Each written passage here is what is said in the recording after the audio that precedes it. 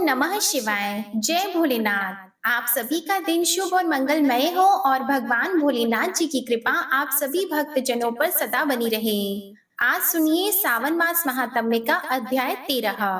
महादेव जी देवी पार्वती जी से कहते हैं, महादेवी, गौतमेश्वर के स्थान से देवेश्वर भगवान दैत्य सूदन के समीप जाना चाहिए, जो प्रभा क्षेत्र में निवास करने वाले सब प्राणियों के पापों का नाश करते हैं। भगवान दैत्य सूदन सबके कार्यों की सिद्धि करने वाले हैं। भयंकर भवसागर में पड़े हुए प्राणियों को पार उतारने के लिए वे सुदृढ़ जहाज की भांति स्थित हैं।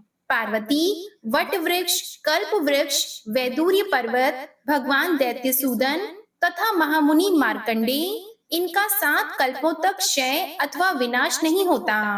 दैत्य सूदन से बढ़कर दूसरा कोई देवता इस पृथ्वी पर नहीं है। उनका क्षेत्र यवाकार है। वह सब पातकों का नाश करने वाला, ऋषि मुनियों से सेवित तथा यक्ष, विद्याधर और नाग गण का आश्रय है। उस वैष्णव क्षेत्र की सीमा इस प्रकार है कि पूर्व में यमेश्वर तक, पश्चिम में सोमेश्वर तक, उत्तर में विशालाक्षी तक तथा दक्षिण में समुद्र तक वह फैला हुआ है। जो मनुष्य इस क्षेत्र में मृत्यु को प्राप्त होते हैं, वे सब स्वर्ग लोक में जाते हैं। वहाँ जो कुछ दान, होम, जप और तप किया जाता है, वह 7 कल्पों तक अक्षय बना रहता है। जो वहाँ भगवान विष्णु की प्रीति के लिए विधि पूर्वक एक ब्राह्मण को भी भोजन कराएगा, उसे 1 करोड़ ब्राह्मण भोजन कराने का फल होगा।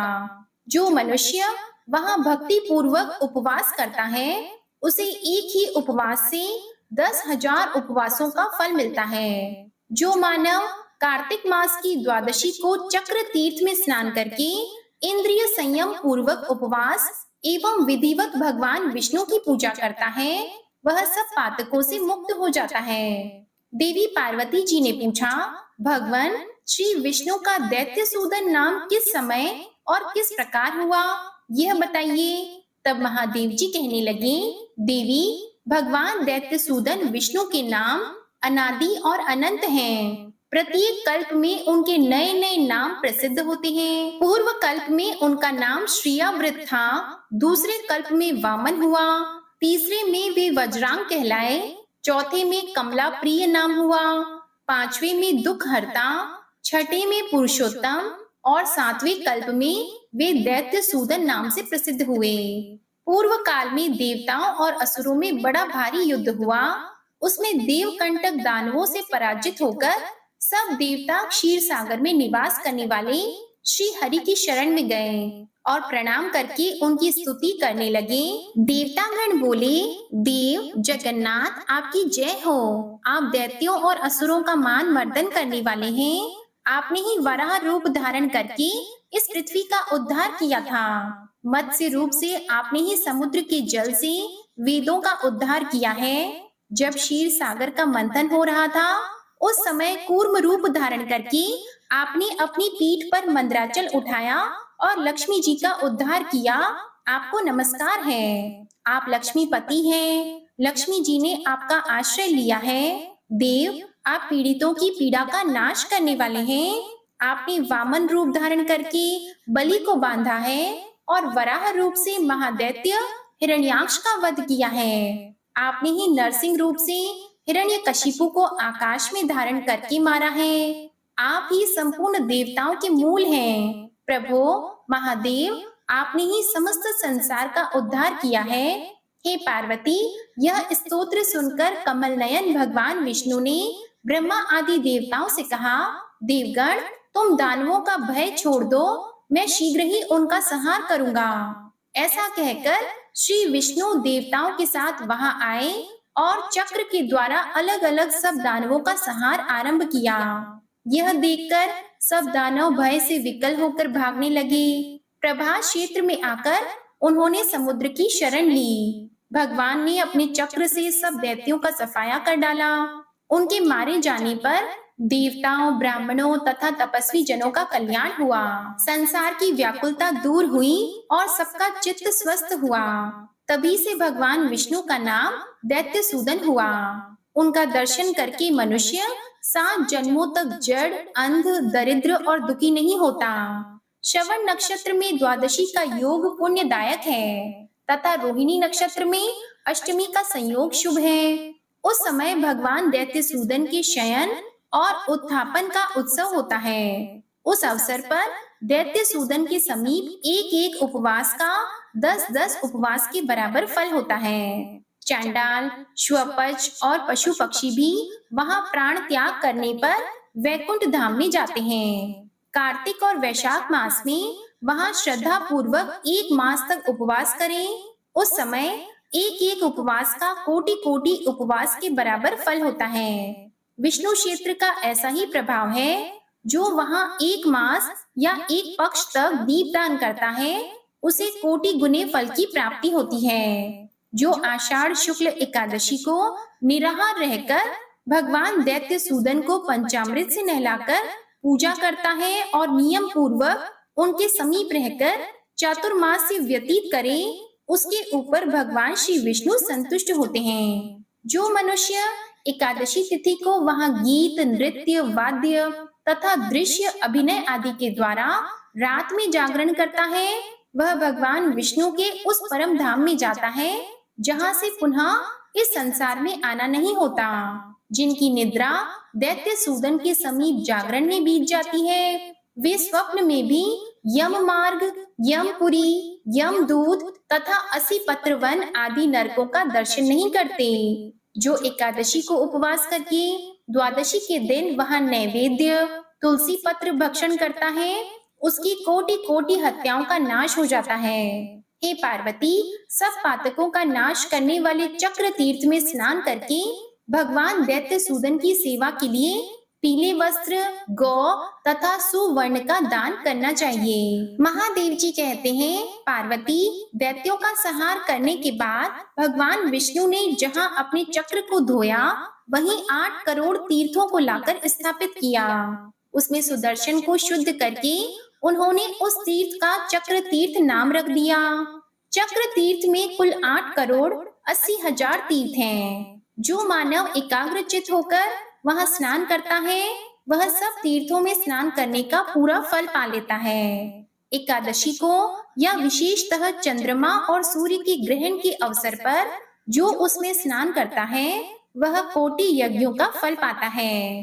पूर्व कल्प में इसका नाम कोटि तीर्थ था, दूसरे कल्प में श्रीनिधान, तीसरे में शतधार और चौथे में चक्र तीर्थ के नाम से इसकी प्रसिद्धि हुई। उस वैष्णव क्षेत्र का प्रमाण आधा कोस बताया गया है।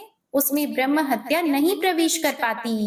उस क्षेत्र में जाकर जो मास उपवासी, अग्निहोत्री, पतिव्रता स्त्री एवं स्वाध्याय परायण तथा यज्ञशील मानव चांद्रायण आदि तप, तिल जल से पितरों का तर्पण, श्राद्ध, 1 रात्र व्रत, द्विरात्र व्रत, त्रिरात्र व्रत, कृच्छ, सांतपन, मासोपवास या अन्य कोई पुण्य कर्म करते हैं, वह अन्य क्षेत्रों की अपेक्षा कोटि गुना पुण्यदायक होता है। चक्र तीर्थ से पूर्व दिशा में महादेवी योगेश्वरी का स्थान है। पूर्व काल में महिषासुर नामक एक बड़ा भयंकर दैत्य हो गया है। वह इच्छा अनुसार रूप धारण करने वाला था और तीनों लोकों को अपने वश में करके सुख से रहता था। एक समय ब्रह्मा जी ने एक मनोमयी कन्या उत्पन्न की।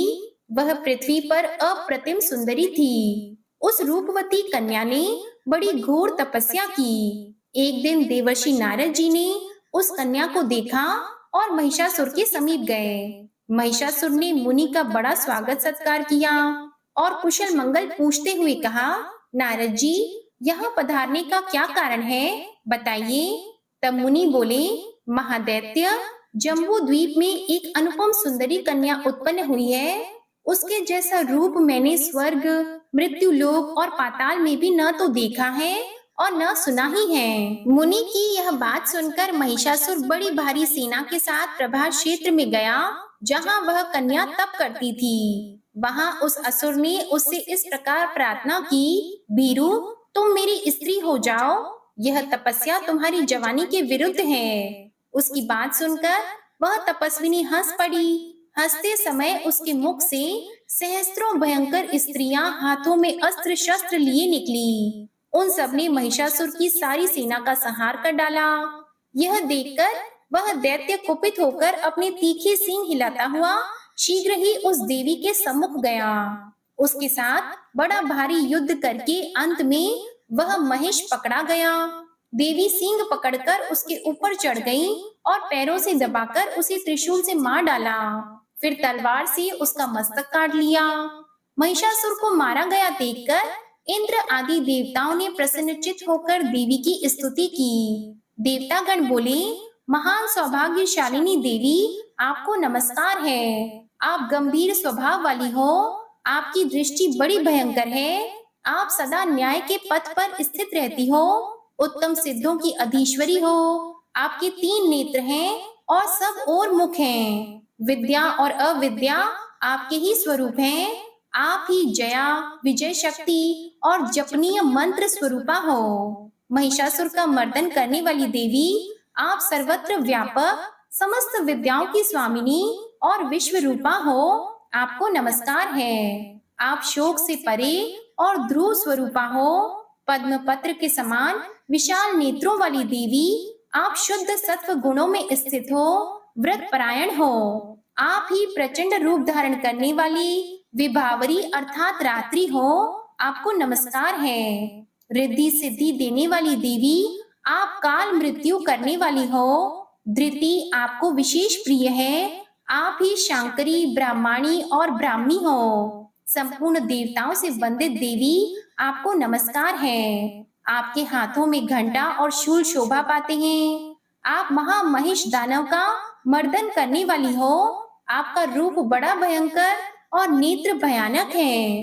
हे महामाए, आप अमृत स्वरूपा और कल्याणमयी हो। आपको नमस्कार है। सर्वत्र व्याप्त रहकर सब कुछ देने वाली देवी, समस्त सात्विक वस्तुओं का उदय आप ही से होता है। आप ही विद्या, पुराण और शिल्प कला की जननी हो। सब भूतों को धारण करने वाली हो। संपूर्ण देव रहस्यों का आश्रय तथा समस्त सत्व गुणी प्राणियों को शरण देने वाली हो। शुभे, आप ही विद्या, अविद्या, प्रिया तथा अप्रिया हो। देवताओं के इस प्रकार स्तवन करने पर देवी ने मुस्कुराते हुए कहा कि आप उत्तम वर मांगो। तब देवता बोले, देवी, जो श्रेष्ठ मानव यहाँ इस स्तोत्र के द्वारा आपकी स्तवन करें, वे पूर्ण काम हो। इस क्षेत्र में आप सदा निवास करो। एवं अस्तु कहकर देवी ने देवताओं और महर्षियों को विदा किया और स्वयं वहीं रहने लगी। जो मनुष्य आश्विन शुक्ल नवमी को उपवास करके भक्ति भाव से योगेश्वरी देवी का दर्शन करता है, उसका पाप नष्ट हो जाता है। जो मानव प्रातः काल उठकर इस स्तोत्र को पढ़ता है, उसे जीवन भर भय का सामना नहीं करना पड़ता। आश्विन शुक्ल अष्टमी यदि मूल नक्षत्र से युक्त हो तो महाअष्टमी मानी गई है। वह तीनों लोकों में अत्यंत दुर्लभ है। उस दिन माता जगदम्बा का पूजन करके मनुष्य अपने शत्रुओं पर विजय पाता है। जय भोलेनाथ। आज का अध्याय यहीं समाप्त हुआ। इसके आगे का वृतांत आप अगले अध्याय में सुनिएगा। अब सुनिए मार्कंडेय ऋषि की कथा। भगवान शिव की कृपा से महर्षि मार्कंडेय, जिनकी आयु केवल 16 वर्ष की थी, वे अमर हो गए थे। पहले आपको बताते हैं मार्कंडेय ऋषि के बारे में कि मार्कंडेय ऋषि कौन है। आपने महामृत्युंजय मंत्र का जाप तो किया ही होगा। मरणासन व्यक्ति की प्राण रक्षा में समर्थ महामंत्र महामृत्युंजय की प्रसिद्धि मार्कंडेय मुनि के ही कारण है। इस मंत्र पर लोगों की आस्था इतनी अधिक है कि वैदिक मंत्र होने के बाद भी महामृत्युंजय मंत्र को मार्कंडेय रचित माना जाता है। मार्कंडेय ऋषि इतने महान ऋषि हैं कि उनकी उपस्थिति भगवान श्री राम के युग से पहले श्री राम कथा में और उसके बाद महाभारत काल तक पाई जाती है। मार्कंडेय पुराण इन्हीं की रचना है, जिसका एक अंश वह दुर्गा सप्तशती है, जिसका नवरात्रि के दिनों में भक्त श्रद्धा पूर्वक श्रवण या पठन करते हैं। मार्कंडेय ऋषि अजर अमर हैं। मार्कंडेय जी ने हजार हजार युगों के अंत में होने वाले अनेकों महाप्रलय देखे हैं। महाभारत में लिखा है कि जब मार्कंडेय ऋषि वनवास अवधि में युधिष्ठिर आदि पांडवों से मिलने पहुंचे। उस समय वे बड़े बूढ़े होने पर भी ऐसे दिखाई देते थे मानो 25 वर्ष के तरुण हो। महर्षि मार्कंडेय जी को पुराणों में अष्ट चिरंजीवियों में से एक माना जाता है। इस संबंध में एक प्रसिद्ध श्लोक है जिसका अर्थ है, अश्वत्थामा, दैत्यराज बलि, वेद व्यास जी, हनुमान जी, विभीषण, कृपाचार्य, परशुराम जी और मार्कंडेय ऋषि यह सदैव जीवित माने जाते हैं। इनका स्मरण सुबह सुबह करने से सारी बीमारियां भी दूर हो जाती हैं और मनुष्य 100 वर्ष की आयु प्राप्त करता है। इन सब में भी अकेले मार्कंडेय जी हैं जो ब्रह्मा जी को छोड़कर आयु में इन सभी से बड़े हैं। अब आपको सुनाते हैं मार्कंडेय जी की कथा। एक समय की बात है, काशी में एक विद्वान ब्राह्मण रहा करते थे। उनकी कोई संतान नहीं थी। संतान प्राप्ति के लिए उन्होंने भगवान शिव की बड़ी कठिन तपस्या की। फिर एक दिन भगवान शिव उनकी तपस्या से प्रसन्न हो गए और उनके सामने प्रकट होकर बोले, ब्राह्मण देव वरदान मांगिए। तब ब्राह्मण देवता बोले, हे प्रभु, आप तो सब कुछ जानते ही हैं। आप जानते हैं कि मेरी कोई संतान नहीं है, इसलिए मैं आपसे पुत्र प्राप्ति का वरदान चाहता हूँ। भगवान शिव ने कहा, आपको सुपुत्र चाहिए या कुपुत्र? तब ब्राह्मण ने भगवान शिव से पूछा कि प्रभु, इन दोनों में क्या अंतर है? तब भगवान शिव ने कहा कि सुपुत्र की आयु कम होगी, लेकिन उससे तुम्हें सुख प्राप्त होगा, और अगर तुम्हें कुपुत्र चाहिए तो कुपुत्र की आयु तो लंबी होगी, लेकिन वह तुम्हारे सारे जीवन भर तुम्हें दुख देता रहेगा। अब ब्राह्मण ने सोचा कि सारे जीवन के दुख से तो कुछ दिनों का सुख ही अच्छा। तब ब्राह्मण ने बहुत सोच विचार कर भगवान शिव से कहा कि प्रभु, आप मुझे सुपुत्र प्राप्ति का ही वरदान दीजिए। भगवान शिव ने कहा, तुम्हें सुपुत्र की प्राप्ति होगी, लेकिन उसकी आयु केवल 5 वर्ष की होगी। ऐसा कहकर भगवान शंकर वहीं अंतर ध्यान हो गए। कुछ समय बाद उन ब्राह्मण के घर में एक बालक ने जन्म लिया। वह बालक बहुत ही सुंदर था। ब्राह्मण उस बालक को देखकर खुश भी होते थे और फिर उसकी आयु के बारे में सोचकर दुखी भी बहुत होते थे। अब वह बालक धीरे धीरे बड़ा होने लगा। बालक के साथ साथ ब्राह्मण देवता का दुख भी बढ़ता जा रहा था। जब वह बालक 4 वर्ष का हो गया, तब ब्राह्मण ने सोचा कि बालक की आयु की वृद्धि के विषय में अब मुझे किसी संत से पूछना चाहिए। तब ब्राह्मण उस बालक को एक संत के पास लेकर गए। संत बोले कि अगर इस बालक को किसी सिद्ध महात्मा का आशीर्वाद मिल जाए तो इसकी आयु बढ़ सकती है। ब्राह्मण ने पूछा, महाराज, ऐसे सिद्ध महात्मा मुझे कहाँ मिलेंगे? तब संत बोले, ऐसे ढूंढोगे तो तुम्हें सिद्ध महात्मा कहीं भी नहीं मिलेंगे, इसलिए तुम सभी संतों को सिद्ध मानना शुरू कर दो और इस बालक को सभी का आशीर्वाद दिलाओ। संत का कहना मानकर वह ब्राह्मण देवता अपने बालक को गंगा घाट पर ले गए और वहीं पर एक कुटिया बनाकर बालक के साथ रहने लगे। गंगा घाट पर अनेकों महात्मा प्रतिदिन गंगा स्नान करने के लिए आते थे। ब्राह्मण ने अपने पुत्र से कहा कि तुम्हें यहाँ दिन भर में जितने भी महात्मा दिखाई पड़े, उन्हें साष्टांग प्रणाम करके उनका आशीर्वाद लिया करो। अब वह बालक घाट पर आने वाले सभी महात्माओं को, स्त्री पुरुष सभी को साष्टांग प्रणाम करके आशीर्वाद लेने लगा। अब यह उस बालक का नित्य का नियम था। वह सारे दिन गंगा घाट पर आने वाले सभी लोगों को साष्टांग प्रणाम करके उनका आशीर्वाद लेता और सभी लोग उससे प्रसन्न होकर उसे हृदय से आशीर्वाद देते। इस प्रकार उसका 5वां वर्ष लगभग पूरा होने को था। जब बालक की उम्र में केवल 3 दिन ही शेष रह गए तो संयोग से वहां पर सप्त ऋषि पधारे। बालक ने उन सभी सप्त ऋषियों को भी साष्टांग प्रणाम किया। तब सभी सप्त ऋषियों ने बालक को चिरंजीवी भव अर्थात चिरंजीवी होने का आशीर्वाद दे दिया। यह दृश्य देखकर उस बालक के पिता की आंखों में आंसू आ गए। वह हाथ जोड़कर उन ऋषियों से बोले कि महाराज, आप सभी ने तो इस बालक को चिरंजीवी होने का आशीर्वाद दिया है, किंतु इस बालक की तो आयु अब केवल 3 दिन ही बची है। तब सप्तऋषियों ने पूछा कि ब्राह्मण देवता, आपको कैसे पता कि इस बालक की आयु केवल 3 दिन ही शेष है? तब ब्राह्मण बोले, यह बालक किसी देवता के आशीर्वाद से उत्पन्न हुआ है। उन्होंने ही इसकी आयु केवल 5 वर्ष बताई है, जो कि अगले 3 दिनों में पूरी हो जाएगी। तब ऋषियों ने पूछा, उन देवता का नाम बताइए। ब्राह्मण बोले, हे ऋषिवरों, मैं आपको उनका नाम नहीं बता सकता। अब सभी सप्त ऋषि एक दूसरे का मुंह देखने लगे। उन्होंने सोचा कि अब तो हमारा आशीर्वाद निष्फल हो जाएगा और ऐसा बिल्कुल नहीं होना चाहिए। तब सभी सप्त ऋषियों ने आपस में निर्णय करके उन ब्राह्मण देवता से कहा कि अगर आप इस बालक का कल्याण चाहते हैं तो इसे हमें दे दीजिए। ब्राह्मण देवता बोले, ठीक है महाराज, अगर किसी भी प्रकार से इस बालक की उम्र बढ़ सकती है तो इसे आप ही ले जाइए। ब्राह्मण देवता ने भी अपना हृदय कठोर करके अपने बालक को सप्त ऋषियों के साथ भेज दिया।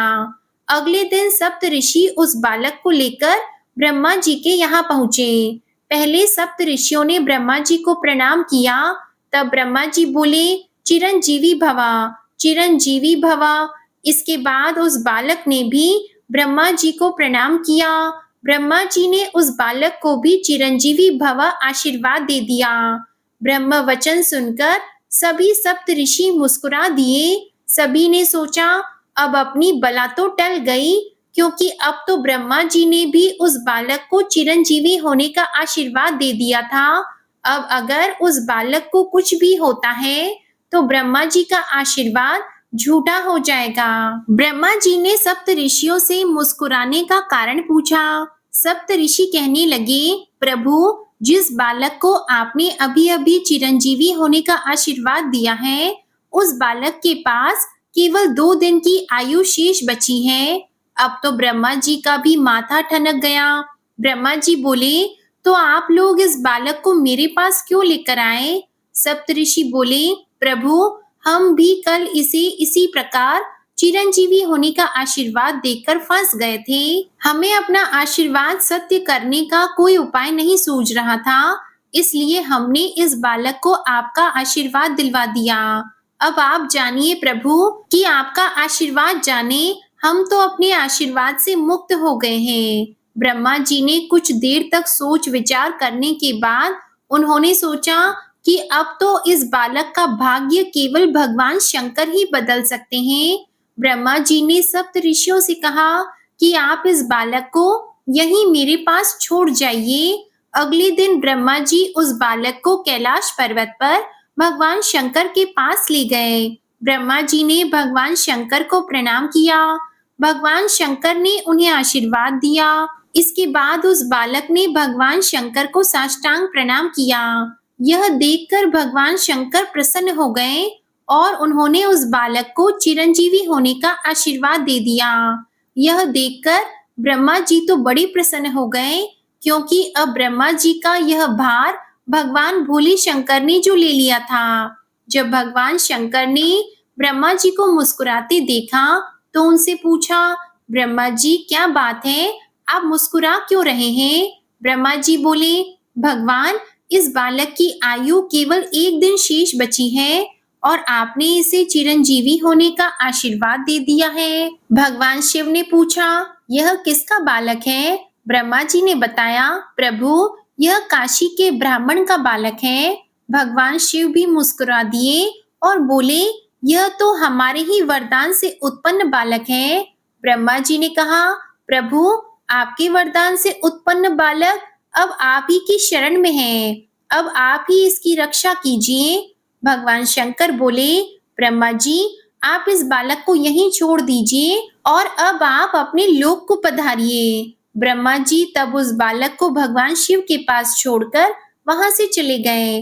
भगवान शिव ने उस बालक से कहा, बेटा, तुम बिल्कुल मत डरो। यहाँ पर जो यह शिवलिंग है, तुम उसके पास बैठकर ओम नमः शिवाय मंत्र का जप करो और शिवलिंग पर बेल पत्र चढ़ाते रहो। बालक भगवान शिव के कहे अनुसार ही करता रहा। ओम नमः शिवाय मंत्र का जाप करते करते वह बालक ध्यान मग्न हो गया। जैसे ही उस बालक की आयु पूरी होने का समय हुआ, यमराज उस बालक के पास प्रकट हो गए और उन्होंने उस बालक को अपने पास में जकड़ लिया। इससे उस बालक का ध्यान भंग हो गया और वह घबराकर उस शिवलिंग से लिपट गया और जोर जोर से ओम नमः शिवाय मंत्र का जाप करने लगा। यह देखकर भगवान शिव उस शिवलिंग से प्रकट हो गए और त्रिशूल लेकर यमराज पर झपटे। यमराज जी घबराकर हाथ जोड़े खड़े हो गए और बोले, प्रभु, यह आप क्या कर रहे हैं? मैं तो आप ही की दी हुई आज्ञा का पालन कर रहा हूँ।